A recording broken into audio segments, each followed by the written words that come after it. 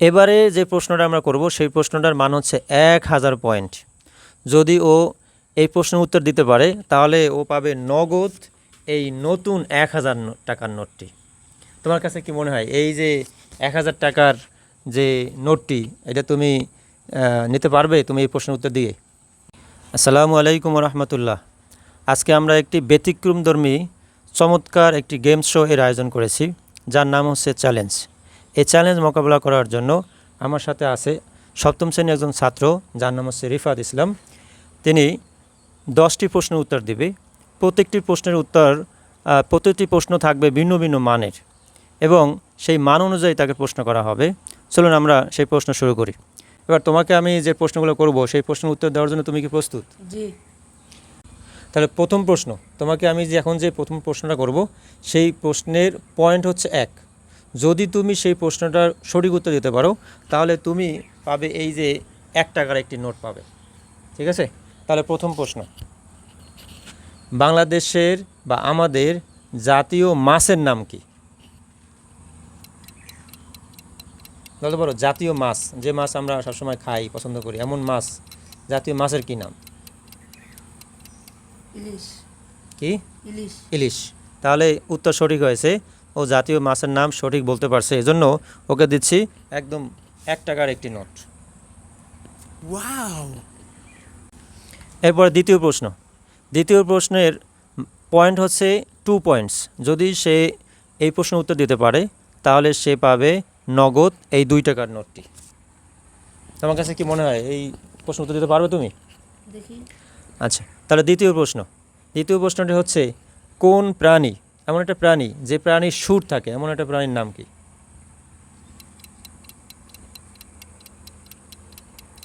সুর আছে মানে অর্থাৎ যে প্রাণীর নাকটা অনেক বড়, সুর দিয়ে খাওয়া দাওয়া করে।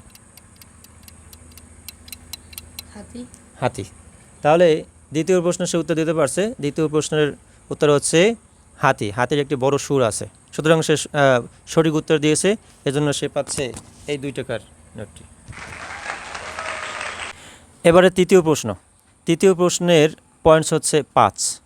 এই 5 পয়েন্টের একটি প্রশ্ন থাকবে। যদি সে 5 পয়েন্টের প্রশ্নের উত্তর দিতে পারে তাহলে সে পাবে নগদ 5 টাকা। তৃতীয় প্রশ্ন, সোনালী আঁশ বলা হয় কোন জিনিসকে?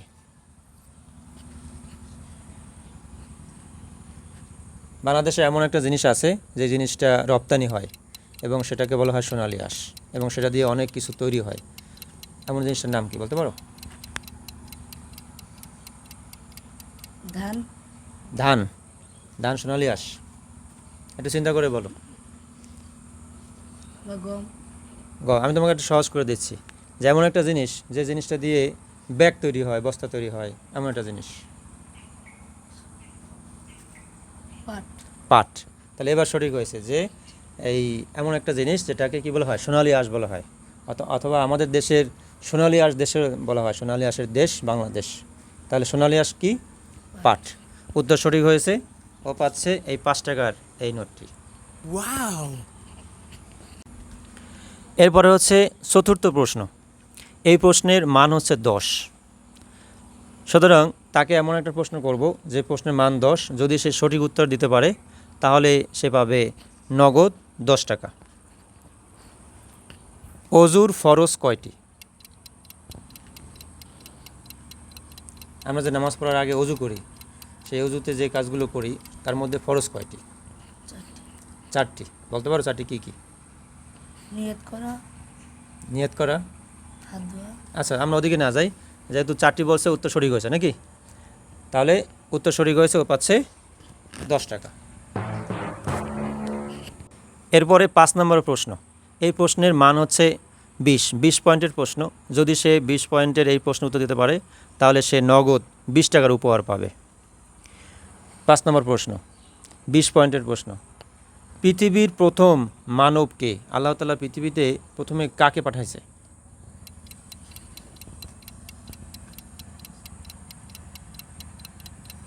হযরত আদম আলাইহিস সালাম। হযরত আদম আলাইহিস সালাম। তিনি হচ্ছেন আমাদের কি আদি পিতা আর প্রথম মানব, প্রথম নবী, তাই না? হযরত আদম আলাইহিস সালাম। তাহলে উত্তর সঠিক হয়েছে, ও পাচ্ছে নগদ 20 টাকার উপহার। এবার হচ্ছে 6 নম্বর প্রশ্ন। এই প্রশ্নের মান হচ্ছে 50 পয়েন্টস, 50 পয়েন্টস। যদি সে সঠিক উত্তর দিতে পারে তাহলে সে পাবে নগদ 50 টাকা উপহার। তাহলে তোমাকে 50 পয়েন্টের প্রশ্ন করি। আগের প্রশ্নের চাইতে কিন্তু এই প্রশ্নটা একটু কঠিন হবে। প্রথমে ছিল 1 পয়েন্ট, সেটা খুব সহজ ছিল। এরপরে 50 পয়েন্ট, 50 গুণ কঠিন হবে কিন্তু। তাহলে এবার 50 পয়েন্টের প্রশ্ন। আন্তর্জাতিক মাতৃভাষা দিবস কবে?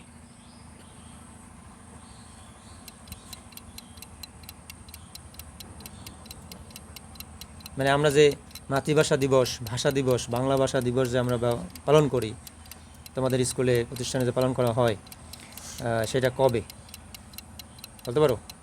16 ডিসেম্বর। 16ই ডিসেম্বর। 16ই ডিসেম্বর তো মনে হয় এই বিজয় দিবস। তাহলে উত্তর তুমি পারছো না। তাহলে এই প্রথম ও 50 পয়েন্টের প্রশ্নের উত্তর দিতে পারে নাই। তাহলে আমরা জানি যে আন্তর্জাতিক মাতৃভাষা দিবস হচ্ছে 21শে ফেব্রুয়ারি। কবে? 21শে ফেব্রুয়ারি। ভুলে গেছো?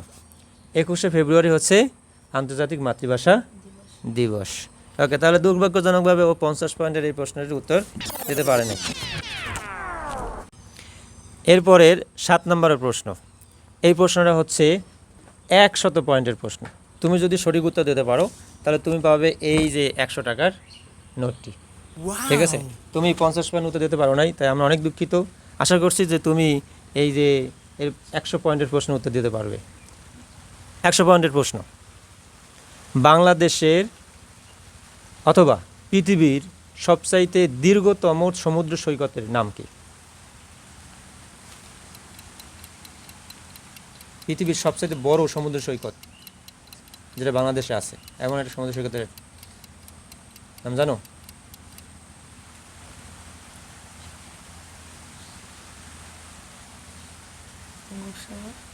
বঙ্গোপসাগর? না, বঙ্গোপসাগর না। চেষ্টা করো আর একটু। যেখানে মানুষ, বাংলাদেশের মানুষ বা অন্য দেশের মানুষ ঘুরতে যায়। এই তো পারছো, কক্সবাজার। তাহলে উত্তর সঠিক হয়েছে। তাহলে পৃথিবীর সবচাইতে এবং বাংলাদেশের সবচাইতে বড় এবং দীর্ঘতম সমুদ্র সৈকতের নাম হচ্ছে কক্সবাজার সমুদ্র সৈকত। তাহলে ও পাচ্ছে, রিফাত পাচ্ছে এই 100 টাকার নোটটি। এখন তোমাকে যে প্রশ্নটি করব সেই প্রশ্নটির হচ্ছে 8 নম্বর প্রশ্ন। এই প্রশ্নের মান হচ্ছে 200 পয়েন্ট। তুমি যদি এই প্রশ্নের উত্তর দিতে পারো তাহলে তুমি পাবে 200 টাকার একটি নোট। কি পারবা? আচ্ছা, তাহলে 8 নম্বর প্রশ্ন, 200 পয়েন্টের প্রশ্ন। ভারতের রাজধানীর নাম কি?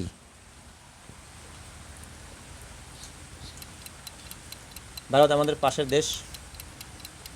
এই ভারতের যে একটা রাজধানী আছে, যেমন বাংলাদেশের রাজধানী ঢাকা, ঠিক ভারতের রাজধানীর নাম কি?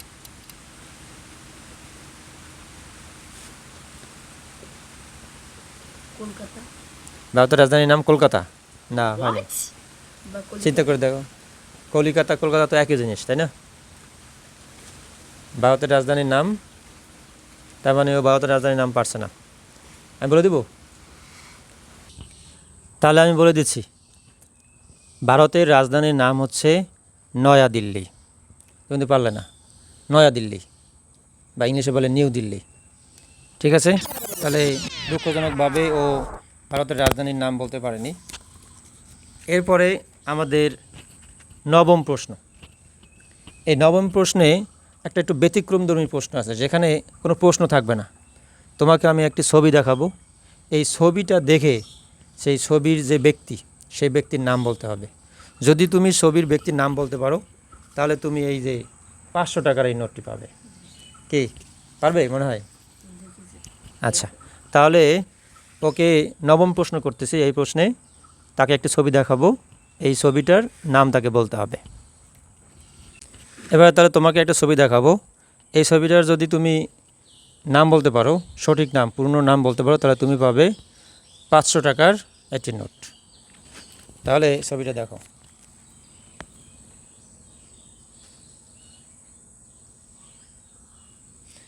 ওকে, ছবি দেখতে পাচ্ছো? এবার তাহলে তুমি এটার, এই ছবিটা কার নাম বলো? এই ছবিটা কখনো দেখেছো টিভিতে বা কোনো কিছু দেখেছো ছবিটা? জি। হ্যাঁ, আচ্ছা, তো এবার নাম বলো।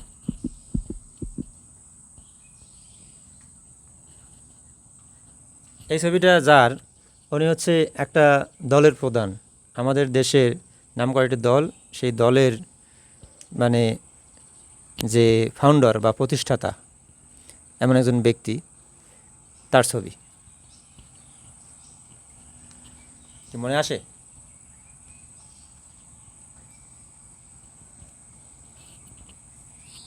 আমি কি বলে দেবো? জি দেন। হ্যাঁ, ও বলতে পারছে না। তাহলে এই ছবিটা হচ্ছে জিয়াউর রহমানের ছবি। তুমি কখনো ছবিটা দেখো নাই? দেখছি স্যার। দেখছি, তাহলে বলতে তো পারলা না, মনে- নামটা মনে আসতেছিল না, তাই তো? আচ্ছা বলো তো, তাহলে তার ছেলের নাম কি? বর্তমান প্রধানমন্ত্রী তারেক জিয়া। তারেক জিয়া। এই তো তারেক জিয়া বা তারেক রহমান, তাকে চিনো? তার ছবি দেখছো? জি। তার ছবি দেখে তুমি বলতে পারতা? জি। হ্যাঁ, তার মানে হচ্ছে আমাদের বর্তমান প্রধানমন্ত্রীর নাম বলতে পারতো, কিন্তু তার বাবার নাম মুখে এই মনে মনে আছে, কিন্তু বলতে পারে নাই। ওকে, দুর্ভাগ্যজনকভাবে ও 500 টাকার নোটটি উপর হিসাবে নিতে পারলো না। এবারে যে প্রশ্নটা আমরা করব সেই প্রশ্নটার মান হচ্ছে 1000 পয়েন্ট। যদি ও এই প্রশ্নের উত্তর দিতে পারে তাহলে ও পাবে নগদ এই নতুন 1000 টাকার নোটটি।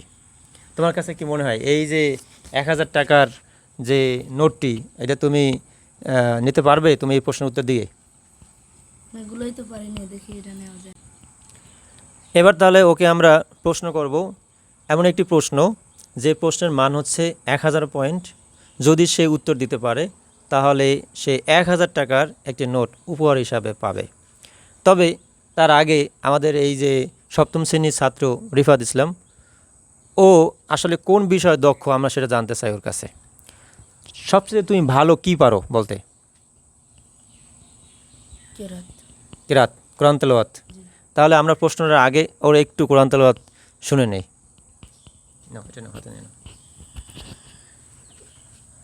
أعوذ بالله من الشيطان الرجيم بسم الله الرحمن الرحيم قل هو الله أحد الله الصمد لم يلد ولم يولد ولم يكن له كفوا أحد صدق الله العظيم মাশাআল্লাহ, রিফাত খুব সুন্দর করে কোরআন তেলাওয়াত করলো, সূরা ইখলাস তেলাওয়াত করলো খুব সুন্দর করে। ধন্যবাদ রিফাত। তাহলে আমরা এবার প্রশ্নে যাই। 1000 পয়েন্টের প্রশ্ন। এই 1000 পয়েন্টের প্রশ্নের সঠিক উত্তর দিতে পারলে সে পাবে 1000 টাকার একটি নোট পুরস্কার হিসাবে। প্রশ্ন করছি নাকি? ওকে।